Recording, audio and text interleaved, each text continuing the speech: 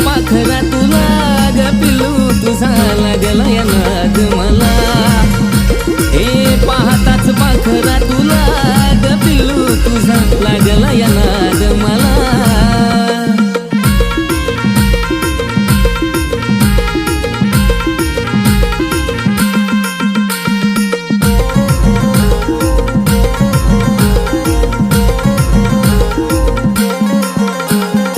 रूपचंद्रवाणी त्यात तिळाचा गडाग